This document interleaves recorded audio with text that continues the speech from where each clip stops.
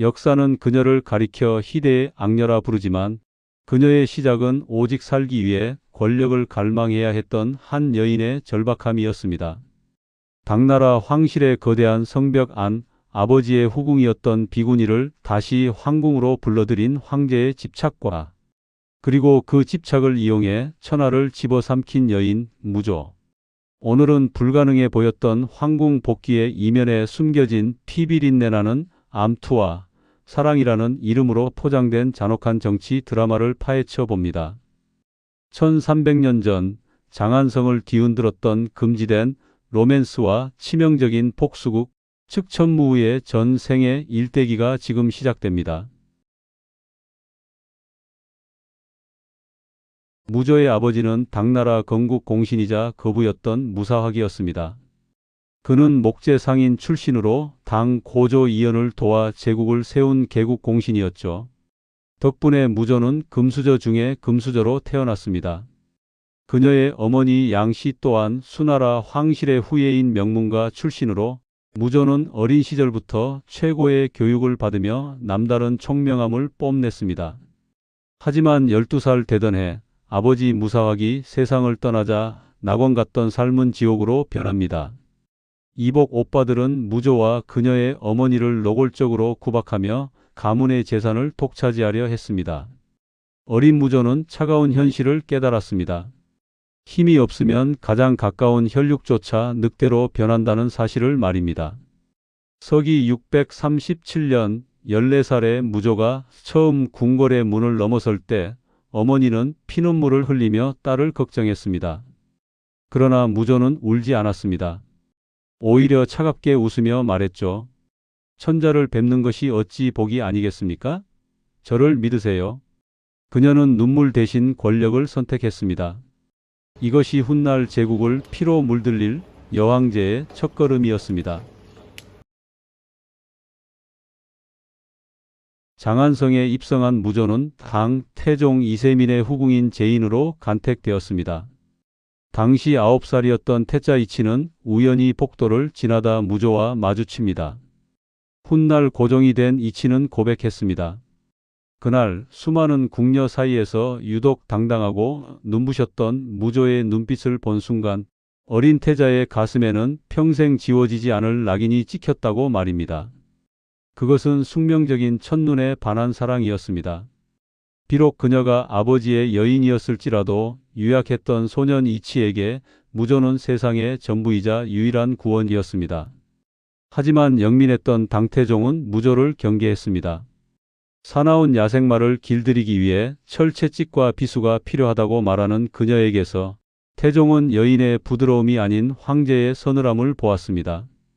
결국 무조는 태종의 곁에서 10년 넘게 방치된 채 차기 권력자인 태자 이치의 마음을 얻는 데 집중하며 훗날을 도모합니다. 태종이 병석에 누웠을 때 두 사람은 부왕의 침상 곁에서 몰래 손을 잡으며 금지된 사랑을 키워나갔습니다.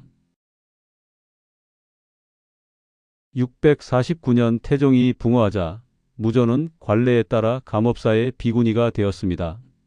화려한 비단 대신 거친 삼배옷을 입고 길었던 머리카락을 모두 잘라내야 했습니다. 평생 그곳에서 늙어 죽어야 할 운명이었지만 그녀는 절망하지 않았습니다. 고종 이치가 자신을 보러 올 것을 확신했기 때문입니다. 서기 650년 태종의 일주기 기일에 감업사를 찾은 고종 이치는 비구니가 된 무조를 보고 오열했습니다. 두 사람은 수많은 신하의 눈을 피해 남몰래 눈물을 흘리며 재회를 약속했습니다. 기다리시오. 반드시 그대를 다시 황궁의 주인으로 만들겠소.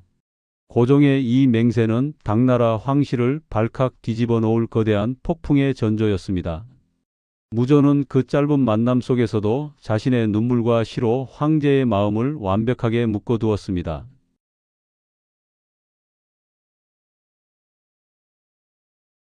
당시 고종의 황궁은 소리 없는 전쟁터였습니다.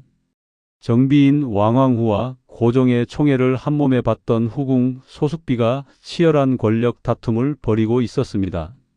소숙비는 아들까지 낳아 기세가 등등했고 자식이 없던 왕왕후는 자리를 위협받고 있었습니다. 이때 왕왕후는 역사상 가장 위험한 도박을 결행합니다. 고종이 감업사의 무조를 그리워한다는 사실을 알고 그녀를 궁으로 불러들여 소숙비를 견제하게 하려 한 것입니다. 왕왕후는 생각했습니다. 무조는 기반이 없으니 내가 거두어주면 충견이 되어 소숙비를 물어뜯겠지. 그녀는 무조라는 여인이 단순한 사냥개가 아닌 굶주린 암사자라는 사실을 꿈에도 몰랐습니다. 독을 잡으려다 더 무서운 맹독을 집안에 들인 꼴이었습니다.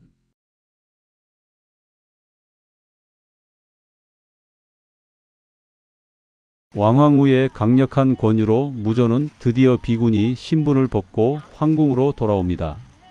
서기 651년 그녀는 소이라는 직첩을 받고 고종의 품에 안겼습니다. 입궐 초기 무조는 철저하게 왕왕후의 편에 서서 몸을 낮췄습니다. 그녀는 왕왕후를 극진히 모시는 척하며 고종의 마음을 완전히 사로잡았습니다. 고종은 이제 소숙비는커녕 왕왕후조차 찾지 않게 되었습니다. 왕왕후는 뒤늦게 사태의 심각성을 깨달았습니다. 소숙비를 쫓아내기 위해 불러들인 무조가 이제는 황후 자신의 자리까지 위협하기 시작한 것입니다. 무조는 궁 안의 세력을 하나둘 포섭하며 자신의 왕국을 건설하기 시작했고 왕왕후와 소숙비는 공공의 적이 된 무조를 막기 위해 뒤늦게 손을 잡았으나 이미 전세는 기울어진 뒤였습니다. 육부 소숙비의 몰락과 인륜을 저버린 승부수. 소숙비는 고종에게 무조의 비천한 과거를 비난하며 호소했습니다. 하지만 사랑의 눈먼 고종에게 소숙비의 외침은 그저 시기 질투의 눈먼 여인의 악다구니로 들릴 뿐이었습니다. 무조는 이 시기 역사에 기록된 가장 잔혹한 선택을 내립니다. 서기 654년 자신이 낳은 어린 공주를 스스로 목 졸라 죽인 뒤 그 죄를 왕왕후에게 뒤집어 씌운 것입니다. 황후가 내 아이를 죽였다. 는 무조의 절규에 고종은 이성을 잃었습니다. 자식이 없던 왕왕후가 질투 때문에 아이를 죽였다는 프레임은 완벽하게 먹혀들었습니다. 이 사건으로 왕왕후와 소숙비는 한꺼번에 폐위되어 차가운 별실에 감금됩니다. 무조는 자식의 생명마저 권력의 제물로 바치는 냉혹한 황후로 거듭났습니다. 655년 무조는 마침내 황후의 자리에 오릅니다. 하지만 그녀의 복수는 여기서 멈추지 않았습니다. 감금된 왕왕후와 소숙비에게 고종이 미련을 보이자 그녀는 인류 역사상 가장 끔찍한 형벌 중 하나인 취고를 명령합니다. 두 여인의 손과 발을 자르고 술독에 집어넣어 죽게 한 것입니다. 뼈까지 술에 절여지게 하라. 그녀의 명령은 장안성 전체를 공포에 떨게 했습니다. 소숙비는 죽어가며 나는 고양이로 태어나 내 목을 물어뜯겠다고 저주했지만 무조는 차갑게 웃었습니다. 이후 그녀는 평생 고양이를 두려워하게 되었지만 겉으로는 명실상부한 제국의 유일한 여주인으로서 군림했습니다.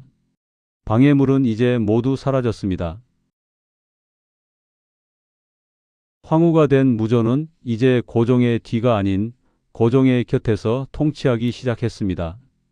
고종이 만성적인 두통에 시달리자 그녀는 직접 정사를 돌보았습니다.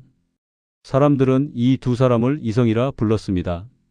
그녀는 자신의 권력을 공고히 하기 위해 농서 이씨 황족들을 역모로 몰아 대대적으로 숙청했습니다. 자신의 친아들들까지 권력에 방해가 되면 죽음으로 몰아넣는 비정함을 보였습니다. 683년 고종이 사망하자 그녀는 거칠 것이 없었습니다. 자신의 아들들을 황제로 세웠다 폐위하기를 반복하던 그녀는 마침내 690년 국호를 주로 바꾸고 스스로 황제의 자리에 오릅니다. 중국 역사상 유일무이한 여황제의 시대가 열린 것입니다. 여황제로서의 통치는 의외로 안정적이었습니다. 그녀는 과거 제도를 개혁하여 능력 있는 인재들을 등용했고 민생을 보살폈습니다. 하지만 개인적인 삶은 고독과 광기로 가득 찼습니다. 70대의 나이에도 미소년들을 곁에 두어 총애했고 이들에 의해 정사가 어지럽혀지기도 했습니다. 81세의 겨울, 결국 신하들의 정변으로 그녀는 황제의 자리에서 물러나게 됩니다. 죽음이 다가오자 그녀는 마지막 유언으로 황제가 아닌 황후로 남편 곁에 묻어달라고 말합니다. 평생을 이 씨의 나라를 지우기 위해 투쟁했던 여인이 결국 죽어서는 이 씨 가문이 며느리로 돌아가겠다고 선언한 것입니다. 그것은 자신의 가문을 보호하기 위한 마지막 정치적 결단이자 한 여인으로서 느꼈던 지독한 고독의 항복 선언이었습니다. 측천무가 잠든 걸릉 앞에는 거대한 비석이 서 있습니다. 하지만 놀랍게도 그곳에는 단 한 글자도 새겨져 있지 않습니다. 이것이 바로 무자비입니다. 자신의 공적이 너무 커서 다 적을 수 없다는 오만함이었을까요? 아니면 자신이 지은 죄가 너무나 무거워 후대의 평가에 맡기겠다는 겸손함이었을까요? 몰락한 가문에서 태어나 사랑을 위해 아이를 죽이고 천하를 호령한 황제로 살았던 무조. 그녀의 삶은 1300년이 지난 지금도 우리에게 묻습니다. 당신이 만약 어린 무조라면 어떤 선택을 하겠느냐고 말입니다. 그리고 첫눈에 반한 고종, 이치의 감정으로부터 시작된 이 비극의 역사를 보면서 자신의 감정을 객관적으로 들여다볼 능력이 결여되면 얼마나 위험한 상황에 처하게 되는지도 말입니다. 그녀가 남긴 텅 빈 공간은 오늘도 각자의 시선으로 역사를 읽는 우리들의 몫으로 남아 있습니다. 오늘은 무조, 즉 측천무후라는 한 여인의 삶을 통해 역사의 뒤안길을 살펴봤습니다. 감사합니다.